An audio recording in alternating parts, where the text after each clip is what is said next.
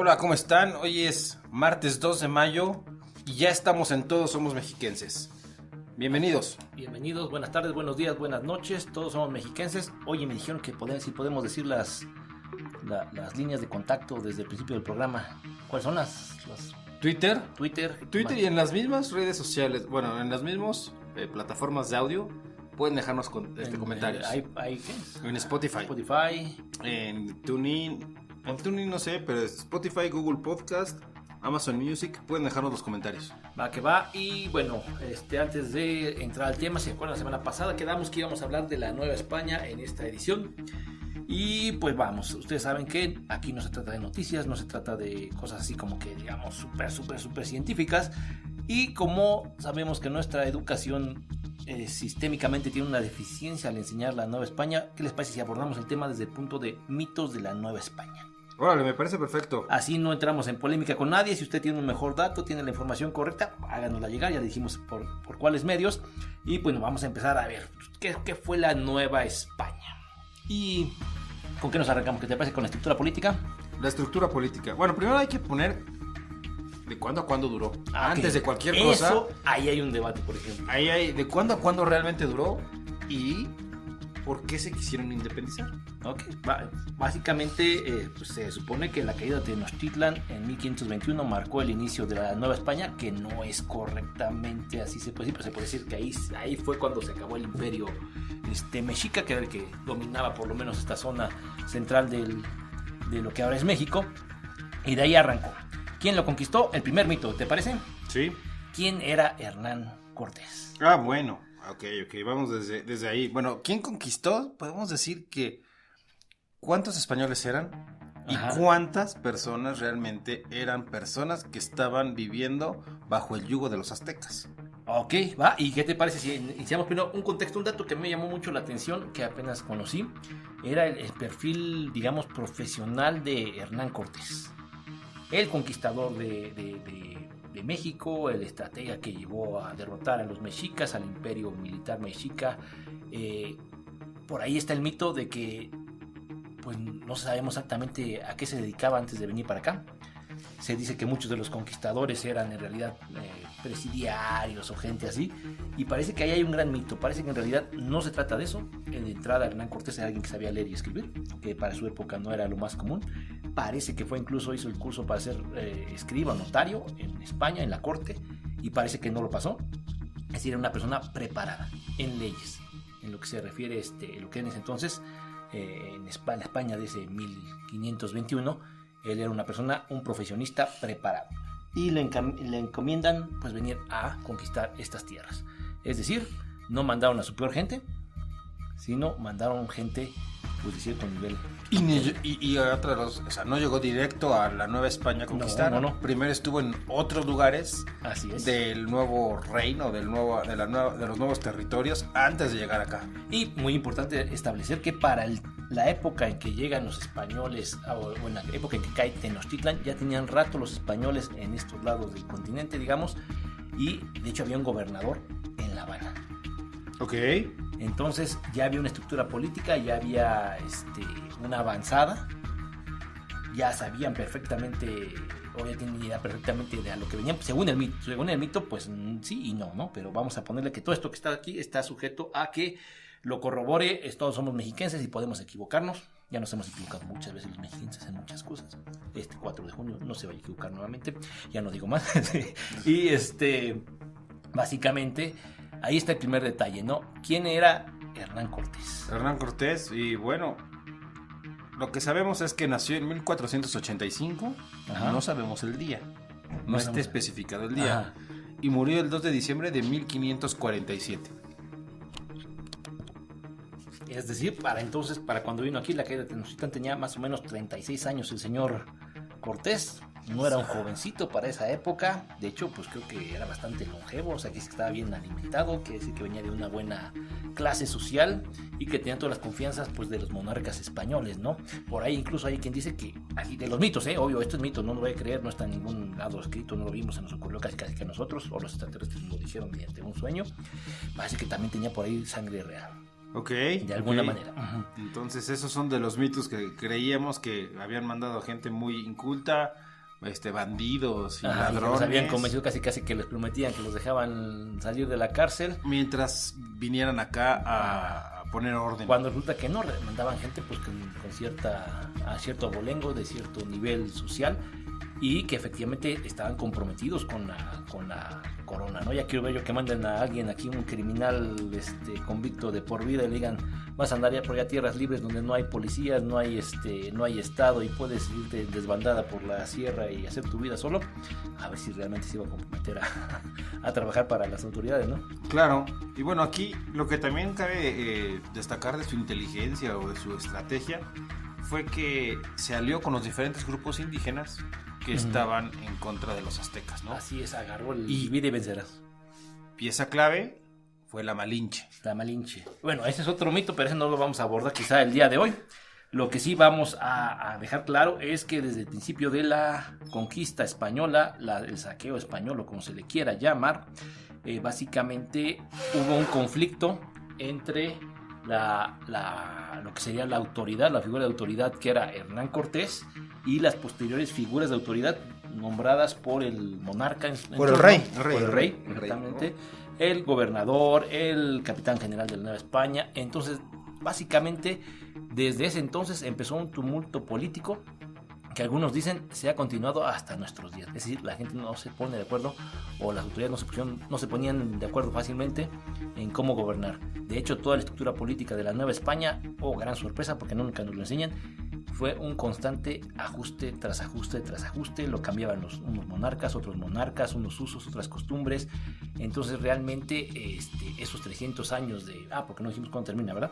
Esos 300 años de colonia más o menos aceptado, resulta que es un antecedente directísimo de los tumultos que seguirían en el siguiente siglo y en el siguiente siglo, y que podría decirse siguen hasta ahora. Es decir, la política en nuestro país no ha llegado a madurar porque viene desde el principio con esos vaivenes demasiado, digamos, conflictivos. Y yo creo que también el influyentismo viene desde ahí. Claro, sí, porque claro. Ese influyentismo siempre ha sido una constante en nuestros gobiernos.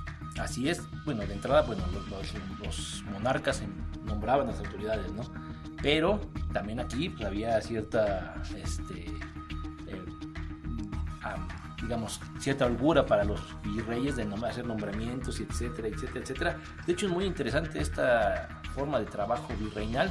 Estamos hablando que al mismo tiempo que empezaba la ilustración en Europa, al tiempo que ya estaba inventada la imprenta, en que toda Europa se estaba modernizando, actualizando, iban haciendo de alguna manera el capitalismo, estaban las semillas del conocimiento científico o del pensamiento científico.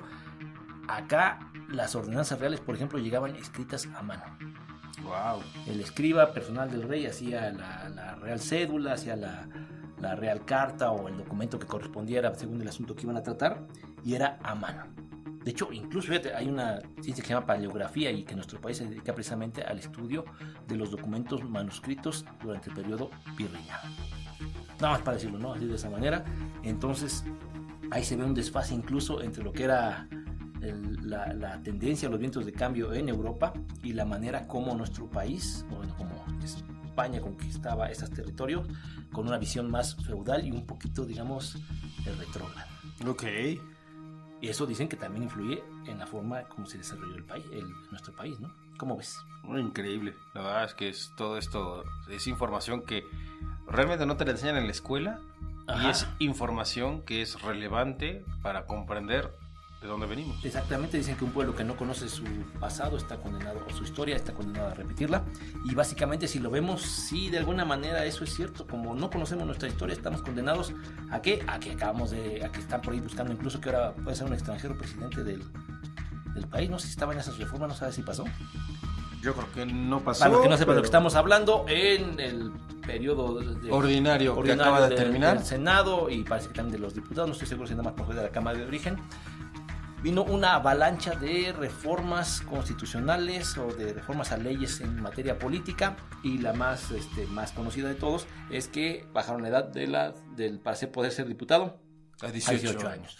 Resulta que, como hablábamos de Hernán Cortés, que llegó y fue mandado a los 36 años a conquistar otro territorio, resulta que desde el principio, desde los primeros congresos constituyentes de nuestro país, y en específico en 1917, decidieron que había que tener un poquito más de edad para poder ser diputado, senador. Ajá, y bueno, y hay edades específicas para cada puesto, para presidente, para gobernador. Exactamente, y la gente en ese entonces primitivos decidieron que se requería cierta madurez. Y estamos hablando que eran gente que a los 14 años, muchos ya estaban casados, hombres y mujeres, ya estaban trabajando, ya eran adultos, y aún así eran mucho más grande la edad, era de 20 tantos años. Pero ahora, en esta época, donde tenemos a esta tendencia a no madurar que tenemos todos los jóvenes contemporáneos, dígase de 14 a 49 o 55 si usted lo quiere, pues resulta que ahora decidimos, lejos de buscar que un perfil más alto, más elevado, una mayor escolaridad, una mayor experiencia en nuestros legisladores, pues resulta que lo estamos bajando. Wow. Es como si ahora sí mandáramos al Hernán Cortés de 17 años a conquistar los nuevos territorios, pues seguramente no tienen la madurez para llevar a cabo su empresa, ¿no? Y aquí estamos bajando la edad de los diputados. Es nada más para cruzar con la noticia, para que no se nos aburre y diga, pues, ¿qué están hablando estos señores? No tiene nada que ver con lo actual, ¿no? Y la cascada de reformas, o sea, a mí lo que realmente me pareció más irresponsable es que tuvieron una sesión de 24 horas para aprobar no sé cuántas y todavía salen orgullosos diciendo que, y el presidente, Santiago Krill de la Cámara, que había sido una cuestión de una de las mejores sesiones y que habían aprobado no sé cuántas. ¿Cómo van a ser una de las mejores sesiones? ¿Cómo van a hacer? Tenían que haber trabajado durante todo el año, no las últimas 24 horas. Las últimas 24 horas es lo más ineficiente. Si es que lo leyeron. Sí, es lo más ineficiente y lo menos...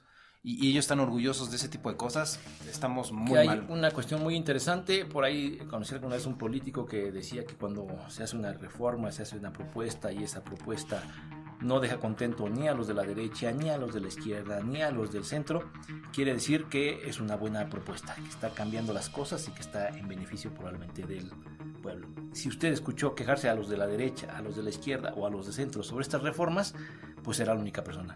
Resulta que no se quejaron, lo cual solo indica que estaban de acuerdo. Estaban de acuerdo y era algo que los beneficiaba a ellos y no al pueblo. Así estamos.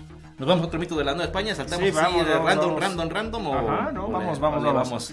Otro mito, bueno, ¿de cuándo duró? Vamos a empezar con esa que no hemos tampoco especificado eso, ¿no? Así es. ¿De cuándo fue la Nueva España? ¿De cuándo fue la Nueva España? Y está aceptado porque fue hasta 1821 con la declaración de independencia. La declaración, bueno, macho, la firma de la declaración de independencia, no con el grito de independencia que lo dio en 1810 el padre Hidalgo, ¿no? Realmente ahí es cuando empieza, pero realmente termina 11 años después. Aunque hay gente que dice que desde 1808 hubo por ahí algunas rebeliones que indican el inicio de la causa de la lucha insurgente.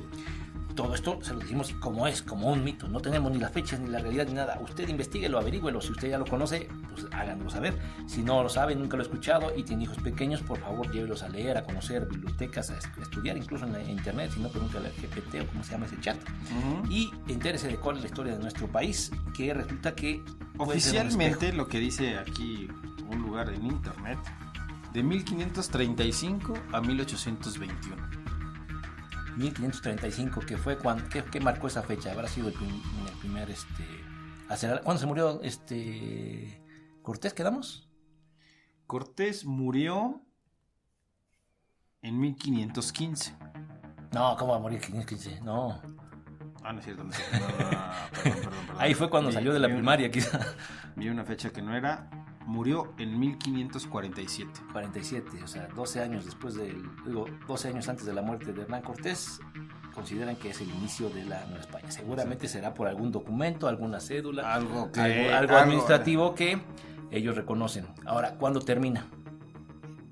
Ahí hay que buscarle. En 1821. Pero pregúntale al GPT cuándo reconoce España la independencia de nuestro país, para que vea usted si hay una diferencia. Y ahorita vamos a hablar sobre dos aspectos de eso, si nos lo permite. España reconoció la independencia de México el 28 de diciembre de 1836, mediante el Tratado de Paz y Amistad entre México y España. Este tratado fue firmado por el enviado especial de México, Miguel Santamaría, y el ministro plenipotenciario de España, Andrés de Santa Cruz y Calahorra. Con este acuerdo, España reconoció oficialmente la independencia de México y renunció a cualquier reclamación sobre su territorio. Bueno, como dijo aquí nuestro amigo ChatGTP, El Chato, que El le decimos Chato. aquí. España la reconoció hasta el 28 de diciembre de 1836. Día de los Inocentes, O hay sea, que ver si fue hay cierto. una discrepancia ahí de varios años. Entre cuándo se acabó y cuándo la reconoció España, ¿no? Porque pues si empezó cuando ellos decidieron que empezó, pues entonces tendría que terminar cuando ellos decidieron que terminaba, ¿no? Eso es interesantísimo, ese dato. ¿Y qué pasó en ese periodo en el gobierno? O sea, eso es lo que va a ser, ¿qué pasaba en el gobierno durante esos años? ¿Mandaban los españoles? ¿No mandaban los españoles? ¿Quién mandaba realmente acá? A lo mejor no estaba reconocido. Había autoridades, había un vacío de autoridades. Había anarquía en ¿Qué ciertas pasó cosas? con las decisiones oficiales, los trámites que se hacían en ese momento, en esas fechas? ¿Quién los hacía? ¿Quién los reconocía? ¿Quién los validaba? Las propiedades, por ejemplo, también, ¿no? Los títulos nobiliarios que todavía existían en aquel entonces. Y esto me lleva al siguiente, un minimito que está por ahí, que habría que investigar, algo que no nos dicen de nuestra historia. Y es qué pasó con el puerto de Acapulco. ¿Tú sabes qué era el papel del puerto de Acapulco en la colonia? Era lo que tenía comunicación con el otro lado, las Filipinas y demás, ¿no? Y con Oriente, con esa China ruta. Y con esa zona, por ahí llegaban productos incluso de la nao de China llegaba a Acapulco, y por ahí dicen que dentro de los tratados para reconocer la independencia de las negociaciones estaba el punto del abandono del comercio con China.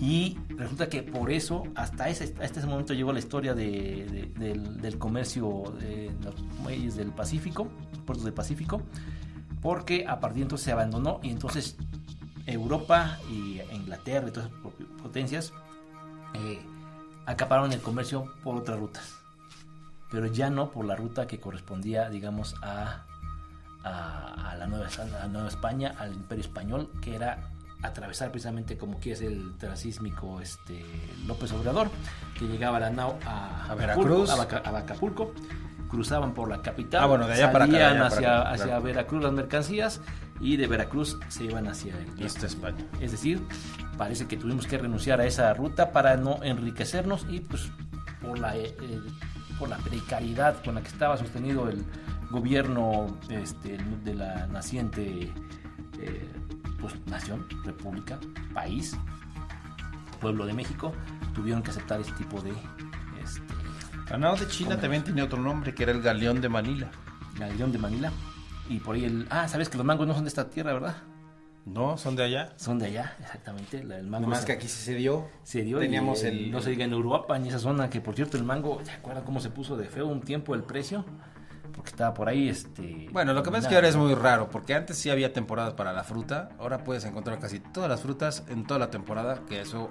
bueno, sí, por todos lados, desde Tapachula y de todas partes se va buscando el clima donde pueda darse cierta fruta, lo cual me lleva ahora, vamos a hacer un paréntesis. Nada más, el paréntesis antes de que terminemos es... La nao de China funcionó por 250 años, desde 1565 hasta 1815. 1815, poquito antes de la independencia. Un poquito después de que empezó la guerra. Y se suspendió. Fíjate, entonces por ahí más bien el acuerdo de haber sido no revivir esa ruta, ¿no? Probablemente. Porque lo que tiene que ver con el mito, vamos a dejarlo claro en Cristo, el mito. Y precisamente le estaba hablando del mito que estaba diciendo justo antes de que pusiéramos la pausa. Sí, 60% del territorio español en este momento, 2023, 60% del territorio español está afectado por la sequía. Se espera un terrible desabasto de alimentos en Europa en general, en el mundo en su conjunto, pero el 60% del territorio español en este momento afectado por la sequía. ¿Cómo ves? Ya habíamos hablado en algún programa el año pasado de lo que hacía Iberdrola con las represas, ¿te acuerdas? Que sí, por ahí liberó, desfogó, y para subir el precio de la electricidad, y pues siguen con problemas precisamente de agua. Y esto me lleva a otro comentario. El principal productor de aguacate, que es un nombre que viene precisamente de raíces náhuatl, en Europa, ¿sabes quién es? México. No. Bien. España, en Europa. No el exportador, no el productor. Porque resulta que muchos campesinos o digamos campesinos, muchas tierras en España dejaron sus cultivos tradicionales de olivo y de otras cuestiones para empezar a sembrar aguacate. Por el furor que tuvieron con el aguacate hace algunos años en Europa, o el furor que hay por el aguacate en el mundo todavía, pues se puede recordar con lo del supertazón, este superalimento. Resulta que el aguacate es un superalimento, de lo que se consideran superalimentos, nutritivo, barato, económico, cero impacto negativo.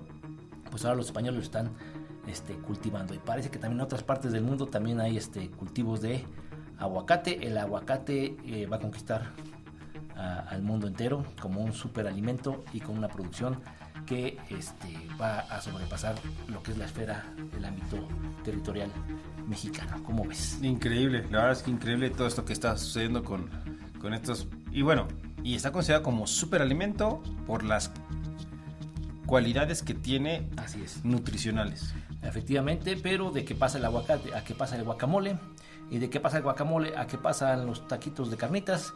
Estamos a un paso de conquistar, de ser una hegemonía culinaria en el mundo, en nuestra cultura, me refiero a los mexicanos y sus productos, tanto bueno, el maíz viste, como el aguacate. Paréntesis, viste que la mejor chef a Sí. nivel mundial es una mexicana. Sí, básicamente yo creo que dice algo así como que los alimentos deben de satisfacer no solo el paladar, sino todos los sentidos, la vista, el olfato, incluso hasta el oído. Es dueña del restaurante Rosetta en la Ciudad de México. Ajá. Y pues bueno, tiene una panadería. ¿Tiene una panadería? Sí, donde dicen que el pan es exquisito. ¿Ah, sí? ¿Y es cara? No es tan cara. O sea, bueno, no era cara antes, ¿no? Ahorita, o sea, no sé, una pieza de pan que dicen que es grande cuesta 50 pesos. O sea, a lo mejor no es como por la panadería de la esquina de su casa, que cuesta 6 pesos. pero tiene mucha calidad esos panes. Wow, bueno, pues felicidades a esta chef mexicana, una muestra más de que cuando se quiere se puede, y de que pues hay talento, ¿no? Sí, claro. O sea, hay talento, lo que hace falta es apoyarlo, ¿no? Y lo más curioso es que ella estudió letras inglesas. ¿Letras inglesas? ¿No es chef? No es chef de profesión. ¿En serio? Esa no sabía, esa está interesante, letras inglesas. Letras inglesas estudió. Y después pues siempre le gustó la cocina, y muchas de las recetas y de los ingredientes que utilizaba era por influencia de su abuela y de su mamá. Su abuela mexicana totalmente, no tiene nada que ver con los ingleses, ella no. ¿No? Fíjate, interesante, felicidades, un ejemplo más a seguir y sin duda un motivo de orgullo para lo que es la cultura en general mexicana, pues la cocina, ¿no? Claro. Básicamente como la cocina de Oaxaca, que está reconocida como patrimonio de la humanidad, o también la de Mérida, ¿no? La de sí, claro. Yucatán, creo. La de Yucatán. Sí, entonces. Bueno, tenemos mucha comida muy buena. Oaxaca tiene una comida exquisita también. Sí. Es una mezcla muy peculiar. Única en el mundo y básicamente... ¿Por qué veníamos esto? ¿Estamos hablando de qué? Del aguacate. No, de la Nueva España. Sí. ¿Cuánto tiempo llevamos? Porque ya me hace que vamos a tener que sacar otro tema también para mitos, porque no llevamos ni la mitad de los mitos que queríamos. Nada más te iba a decir, platicar. ¿El aguacate dónde se cultiva? ¿Dónde se cultiva? México es el primer lugar. Ajá. Después Indonesia, República Dominicana, Estados Unidos, Colombia, Perú, Kenia, Chile, Brasil, Ruanda, China, Guatemala, Sudáfrica, Venezuela, España e Israel. En Israel. En Israel. Ok, bueno, pues ya vio usted este pequeño panorama de lo que es el aguacate en el mundo, y básicamente, a lo mejor me falla la memoria porque no está editado este programa, y creo que eran todos los continentes, ¿no?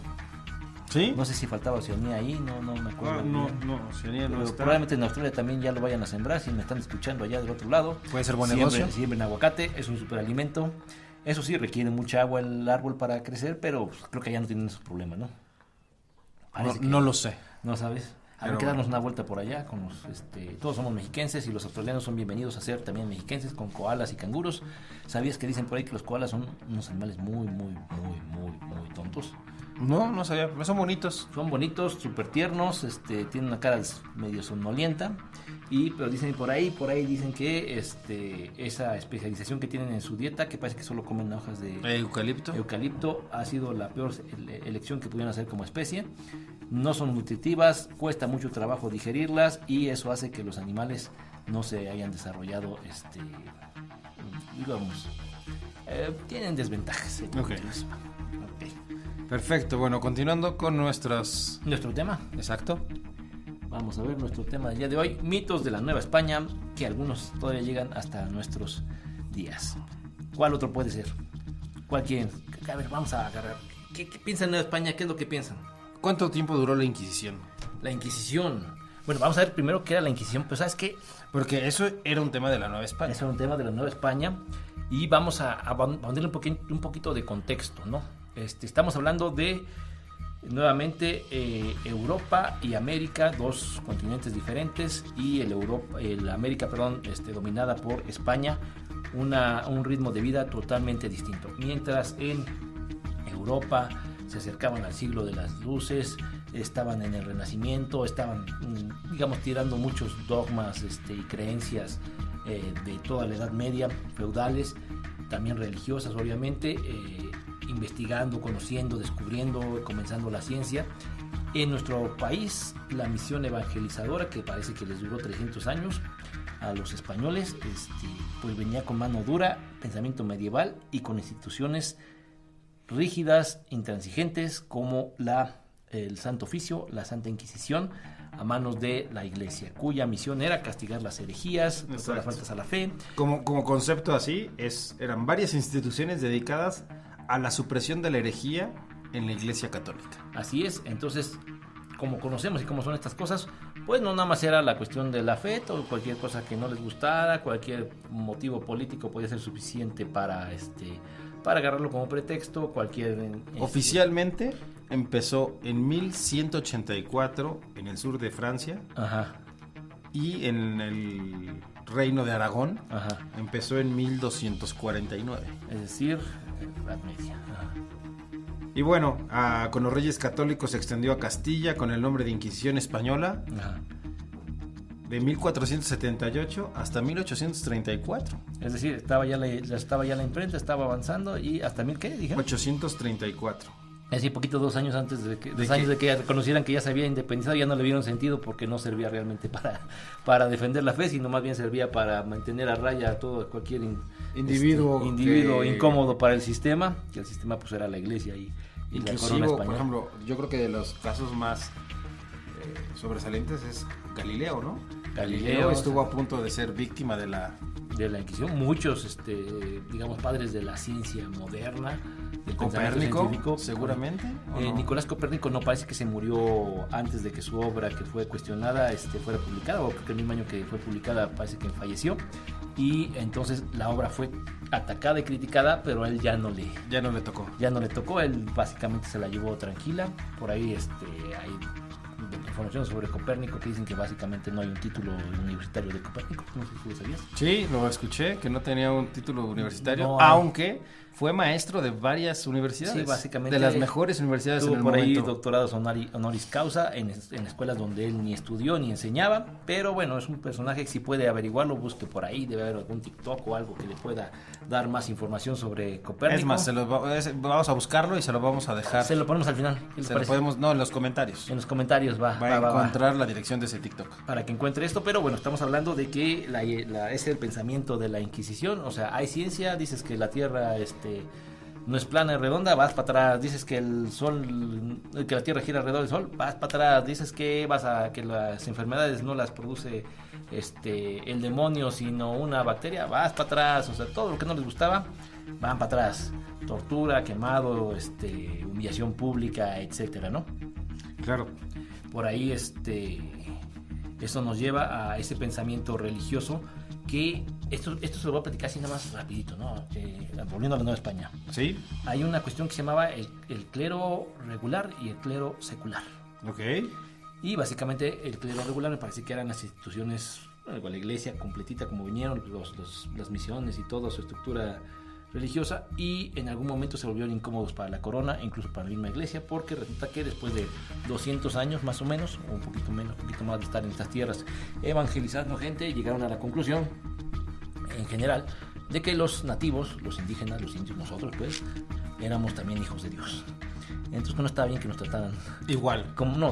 Estaba bien que nos trataran igual, no estaba bien que nos subyugaran, esclavizaran, porque no, ese no era el motivo. A lo mejor cuando llegaron estaba justificado porque no conocíamos la fe, pero después de 200 años de andar por aquí ya empezaron los religiosos a decir que algo estaba mal ahí, y por ahí hicieron el cambio. No sé cuánto tiempo fue, a lo mejor 200 años. Vuelvo, esto es mito, no nos crea, averígüelo usted, estúdielo. Hicieron el cambio a que ahora los titulares de la iglesia, iba a ser el clero secular. Y entonces llegaron gentes, individuos normalitos, a empezar a administrar lo que era la evangelización y la administración de las parroquias, etcétera. Dentro de esto se les ocurrió la brillante idea, fíjate quién se les ocurrió, del diezmo. Se les ocurrió que era buena idea quitarle el 10% de las cosechas, el 10% de los ingresos a toda la gente para la iglesia. Obviamente con eso se ganaron el visto bueno del rey, porque entonces y del Papa el turno. Y del Papa vio incrementar sus ganancias, que por cierto también dicen que ese 10% venía mermado, tenía robo hormiga, o digamos tenía su cuota, su comisión, desde los encomenderos hasta los alcaldes mayores, pasando por los gobernadores, llegando. ¿Cuánto le habrá llegado al rey? Pues al parecer llegaba bastante menos de lo que debía ser. Pero le gustaba de todos modos. Le gustaba de todos modos. Porque era algo modos. que no tenía contemplado. No tenía contemplado, y te repito, muchos de esos documentos oficiales que nos hacían las cuentas, por ejemplo, las hacían a mano. Uh-huh. Y las hacían con números romanos que todavía estaban en uso en ese momento. En ese momento.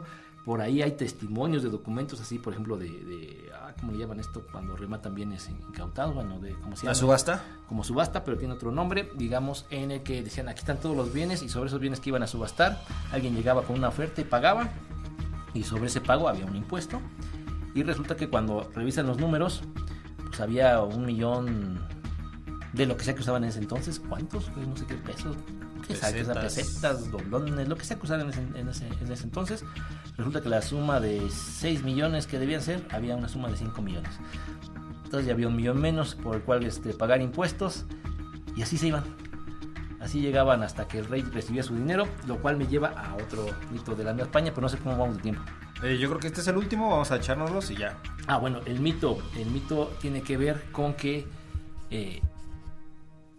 no tiene que ver, no es mito exactamente, pero sí tiene que ver con que no tenemos nosotros aquí en nuestro país, en nuestra educación, en nuestro sistema educativo, ni en el país ni en el territorio mexicano tenemos esta información. Parece que España estaba quebrada en algún momento, con todo y el oro que le llegaba como ríos, no nada más de la Nueva España, sino de todas las propiedades de todos los virreinatos, porque está el Río de la Plata, Perú, etcétera, y resulta que estaba quebrada. Gastaban más dinero. ¿Quién, el rey?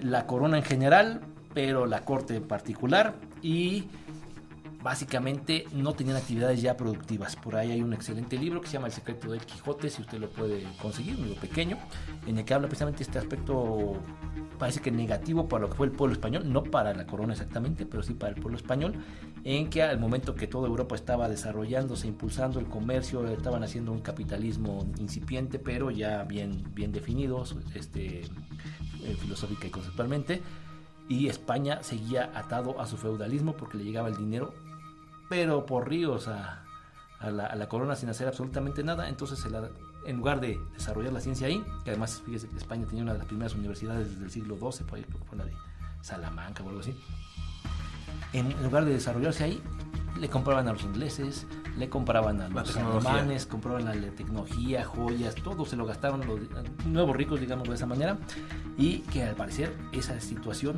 afectó mucho, y por eso España es ahora, dentro de la comunidad europea, de los países un poquito más menos desarrollados, pero estamos hablando de los países que fueron imperio colonial transatlántico, por lo menos. Todos los demás que fueron imperios o tuvieron colonias, pero lograron desarrollarse un poquito más. Los países más pequeños, esos nunca tuvieron colonias transatlánticas. Entonces la debacle de los virreinatos es a partir de 1820, y de ahí fueron viniéndose como en cascada. En cascadita, sí. También por ahí hay otro detalle sobre lo que es la deuda externa mexicana, que viene de un mito desde la colonia.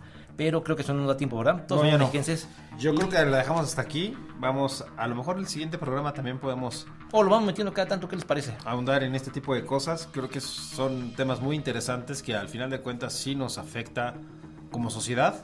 Ajá. Y que el fantasma sigue aquí, ¿no? Exacto, y saber de dónde venimos, aunque ya somos muy independientes, mucha de la ideología y de las cosas como funcionan hoy en día vienen de eso. Y como dicen los terapeutas, bueno, no terapeutas necesariamente, pero hay que hablar del elefante blanco en la habitación. No podemos ignorar ciertas situaciones que sucedieron en nuestro pasado como nación, que es necesario asimilarlas, identificarlas y procesarlas para tener una evolución positiva, ¿no? Exacto. Y la colonia es ese gran elefante blanco del que no queremos hablar en nuestra sociedad. Todos somos mexiquenses. Nos vemos. Ya saben, no olviden Spotify, TuneIn, YouTube, Google Podcast y Amazon Music. Y esperen un nuevo episodio para el próximo martes. Gracias y hasta luego. Bye. Gracias, Chato.